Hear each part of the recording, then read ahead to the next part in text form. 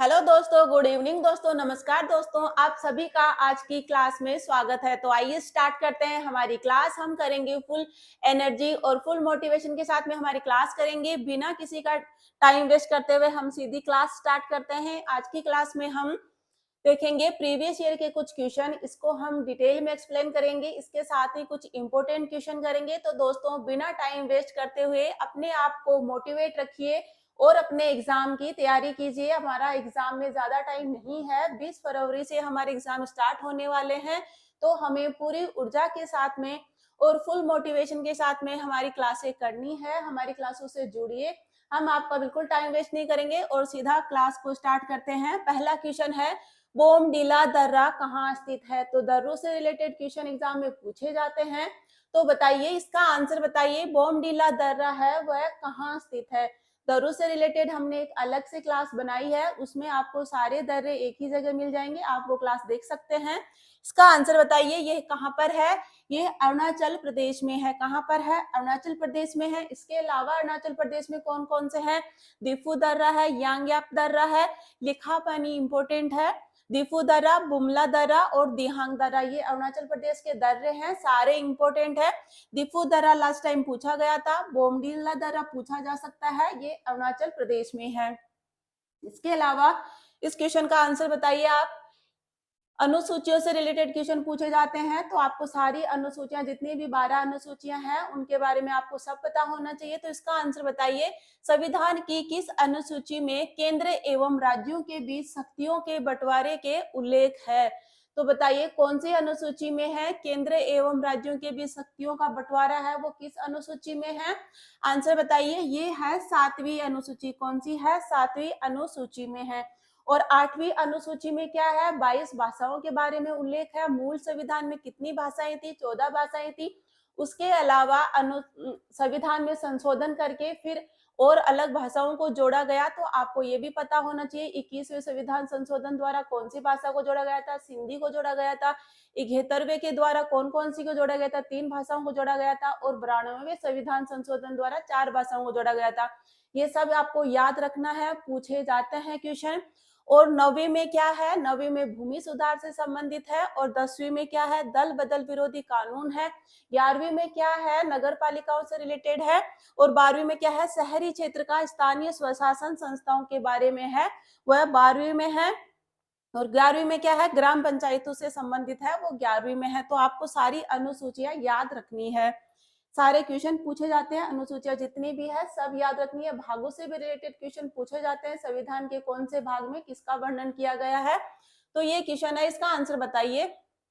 Important question है। Question है, हर्ष चरित्र एवं कादम्बरी किसकी रचना है? तो बताइए, हर्ष चरित्र और कादम्बरी है वो किनकी रचना है? ये क्वेश्चन मैंने लास्ट क्लास में करवाया भी था, 1-2 क्लास पहले ये क्वेश्चन करवाया था, फिर से इसका बताइए।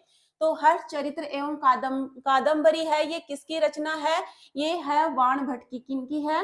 बाण भट्ट की ये रचना है। और देख लीजिए, प्रेमचंद, इनसे रिलेटेड क्वेश्चन पूछा गया है कि गोदान के बारे में और रंगभूमि के बारे में क्वेश्चन पूछे गए हैं एसएससी में। तो इनके दूसरे भी देख लीजिए, मुंशी प्रेमचंद की रचनाएं कौन कौन सी है? ये है सेवा सदन, गबन, करम भूमि, प्रेमाश्रम, गोदान, रंगभूमि और निर्मला। ये है मुंशी प्रेमचंद की, सारी इंपोर्टेंट है। और मेगस्थनीज है, ये किनका राजदूत था? ये चंद्रगुप्त मौर्य का। इनकी कौन सी बुक है? इंडिका जो है इनकी इंपोर्टेंट बुक है, एग्जाम में बहुत बार पूछी गई है, तो ये आपको याद रखने हैं। इसके अलावा पाणिनि ने किस ग्रंथ की रचना की थी? ये अष्टाध्यायी जो ग्रंथ है ये पाणिनि की रचना है। सारे इंपोर्टेंट है। आप पेन और पेपर रखिए, उसमें सबको नोट डाउन करते रहिए, ये आपके एग्जाम के लिए इंपोर्टेंट है। जब भी आपका एग्जाम हो एक बार रिवाइज करके जरूर जाना है। तो आप इनको लिख लीजिए, नोट्स बना लीजिए, साथ साथ में लिखते रहिए, जिससे आपको ये याद हो जाएंगे। नेक्स्ट हमारा क्वेश्चन है, तो इसका आंसर बताइए आप। इंपोर्टेंट क्वेश्चन है, एग्जाम में पूछा गया क्वेश्चन है, प्रीवियस ईयर का क्वेश्चन है। तो आंसर बताइए, संविधान की प्रस्तावना में 42वें संविधान संशोधन द्वारा किस शब्द को नहीं जोड़ा गया है? तो कौन से शब्द को नहीं जोड़ा गया है 42वें संविधान संशोधन द्वारा प्रस्तावना में? तो ऑप्शन में दे रखा है प्रभुत्व संपन्न, बी है समाजवादी, सी धर्मनिरपेक्ष और डी है अखंडता। तो इनमें से कौन सा शब्द है वह प्रस्तावना में नहीं जोड़ा गया है? तो इसका आंसर क्या होगा? ये है प्रभुत्व संपन्न। कौन सा नहीं जोड़ा गया है? प्रभुत्व संपन्न को नहीं जोड़ा गया है। 42वां संविधान संशोधन अधिनियम 1976 को क्या कहा जाता है? इसको लघु संविधान के रूप में भी जाना जाता है। कौन सा है लघु संविधान? ये है 42वां संविधान संशोधन को जो है लघु संविधान के रूप में भी जाना जाता है। एग्जाम में पूछा गया क्वेश्चन है। इस संशोधन के तहत भारतीय संविधान में 3 नए शब्द जोड़े गए। कौन कौन सा है? समाजवादी है, धर्मनिरपेक्ष है एवं अखंडता है। ये शब्द जोड़े गए हैं। नेक्स्ट क्वेश्चन है, इसका आंसर बताइए। भारत में राष्ट्रीय उपभोक्ता दिवस कब मनाया जाता है? तो आंसर बताइए, राष्ट्रीय उपभोक्ता दिवस कब मनाया जाता है, इसकी थीम क्या है, और विश्व उपभोक्ता दिवस है ये कब मनाया जाता है, सब बताइए। भारत में राष्ट्रीय उपभोक्ता दिवस है कब मनाया जाता है? ऑप्शन आपके सामने है, तो इसका आंसर क्या होगा? ये मनाया जाता है 24 दिसंबर को। कब मनाया जाता है? 24 दिसंबर को राष्ट्रीय उपभोक्ता दिवस मनाया जाता है। इसकी थीम क्या थी 2022 की? ये थी फेयर डिजिटल फाइनेंस, इसकी जो 2022 की थीम थी। और विश्व उपभोक्ता दिवस है ये 15 मार्च को मनाया जाता है। इस बार की थीम क्या थी? स्वच्छ ऊर्जा की गति से उपभोक्ताओं को सशक्त बनाना, ये इसकी थीम थी। इंपॉर्टेंट क्वेश्चन है, थीम से रिलेटेड क्वेश्चन पूछे जाते हैं। इसका आंसर बताइए। क्वेश्चन आपके सामने है, आंसर बताइए। पेंसिल की लीड किस तत्व की बनी होती है? आंसर जल्दी से कमेंट कीजिए। पेंसिल की जो लीड है वो किसकी बनी होती है? ऑप्शन दे रखे हैं ग्रेफाइट, हीरा, एल्यूमिनियम और सिलिकॉन। तो किसकी बनी होती है पेंसिल की लीड? ये बनी होती है ग्रेफाइट। ग्रेफाइट क्या होता है? ये एक कार्बन का अपरूप होता है। कार्बन क्या होता है? अधातु है। तो ग्रेफाइट भी एक अधातु है। ग्रेफाइट का उपयोग किस किस में होता है? पेंसिल की लीड तथा घड़ियों की कमानी बनाने में इसका उपयोग किया जाता है। इसके अलावा न्यूक्लियर रिएक्टर में ये किसके रूप में काम आता है? ये मॉडरेटर के रूप में न्यूक्लियर रिएक्टर में काम आता है। एग्जाम में पूछा गया है मॉडरेटर के रूप में किसको उपयोग में लिया जाता है? ये ग्रेफाइट को यूज लिया जाता है। ग्रेफाइट क्या होता है? ये विद्युत का सुचालक होता है। क्या होता है? विद्युत का ये सुचालक होता है। इंपॉर्टेंट क्वेश्चन है, सारे पॉइंट इंपॉर्टेंट है। ये विद्युत का सुचालक होता है, मॉडरेटर के रूप में ये न्यूक्लियर रिएक्टर में काम आता है, और जो पेंसिल की लीड बनाने में ग्रेफाइट का यूज होता है। नेक्स्ट हमारा क्वेश्चन है, विश्व स्वास्थ्य संगठन की स्थापना कब हुई? तो WHO वर्ल्ड हेल्थ ऑर्गेनाइजेशन की स्थापना कब हुई थी?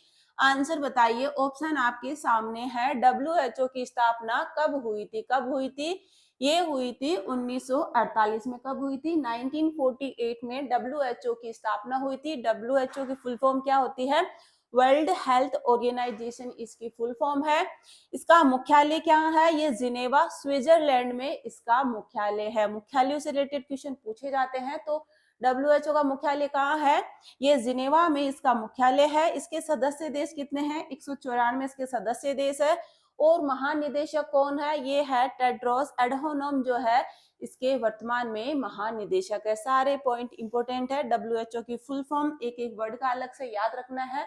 मुख्यालय जिनेवा स्विट्जरलैंड में है, सदस्य देश 194 है, और महानिदेशक कौन है? टेड्रोस एडहानोम इसके महानिदेशक है। लिख लीजिए या स्क्रीनशॉट ले लीजिए, इसका इंपॉर्टेंट है क्वेश्चन। नेक्स्ट है, इसका आंसर बताइए। भारत के संविधान सभा की पहली बैठक हुई थी।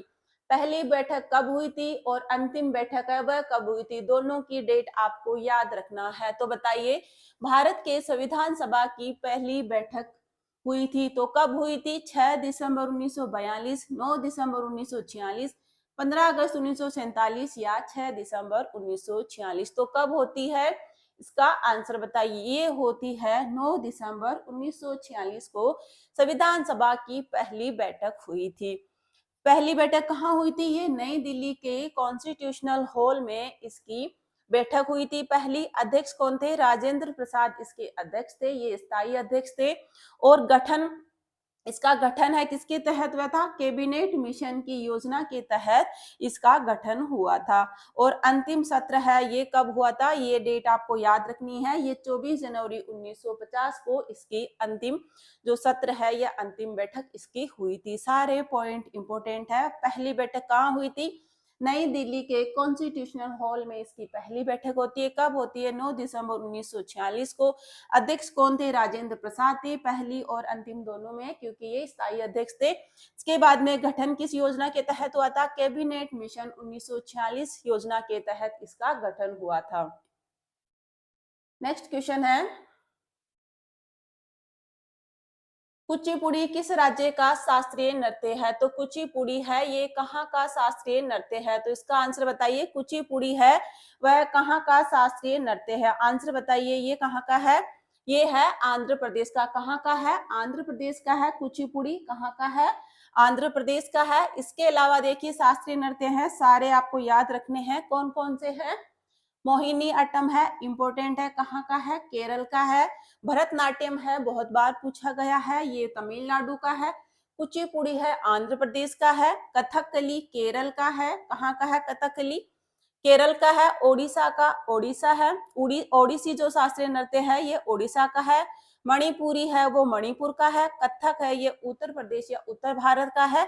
सत्रिया है ये असम का है। सारे इंपोर्टेंट है। मोहिनी अट्टम केरल का है, भरतनाट्यम तमिलनाडु का है, कुचिपुड़ी आंध्र प्रदेश का है, कथकली केरल का है, ओडिसी ओडिशा का है, मणिपुरी जो है मणिपुर का शास्त्रीय नृत्य है, कथक है ये उत्तर प्रदेश का है, सत्रिया है वो असम का है। सारे नोट डाउन कर लीजिए, सब इंपोर्टेंट है। आपकी जितनी भी शिफ्ट है सब में एक एक करके आपको देखने को जरूर मिलेगा। ये सब शिफ्ट में क्वेश्चन पूछा जाएगा, लिख लीजिए इनको या स्क्रीनशॉट ले लीजिए। नेक्स्ट हमारा क्वेश्चन है, कंचोत उत्सव कहाँ पर आयोजित किया जाता है? तो कांचोत जो उत्सव है वह कौन से राज्य में ये उत्सव है आयोजित किया जाता है? तो ये कहाँ होता है? ऑप्शन दे रखे हैं, ए जम्मू कश्मीर, बी हिमाचल प्रदेश, सी उत्तराखंड और डी पश्चिम बंगाल। तो कांचोत उत्सव है वह कौन से राज्य में मनाया जाता है? तो ये जम्मू कश्मीर केंद्र शासित प्रदेश में मनाए जाने वाला उत्सव है। इसके अलावा जम्मू कश्मीर में और कौन कौन से उत्सव मनाए जाते हैं? देखिए, ये है हैमिस महोत्सव, tulip festival, very very important, exam में पूछा गया क्वेश्चन है। ट्यूलिप फेस्टिवल है जम्मू कश्मीर का है। शिकारा महोत्सव भी जम्मू कश्मीर का है और गुरेंज महोत्सव भी जम्मू कश्मीर का है। तो दोस्तों ये आज की हमारी क्लास थी। आपको क्लास कैसी लगी कमेंट करके जरूर बताइए। क्लास में आप कमेंट कीजिए आपका कितना स्कोर रहा, आपको कितना याद है, आपका लेवल कहाँ तक है, और अपने लेवल को इम्प्रूव कीजिए और अच्छे से अपनी तैयारी कीजिए। थैंक यू दोस्तों, क्लासों को लास्ट तक देखने के लिए थैंक यू।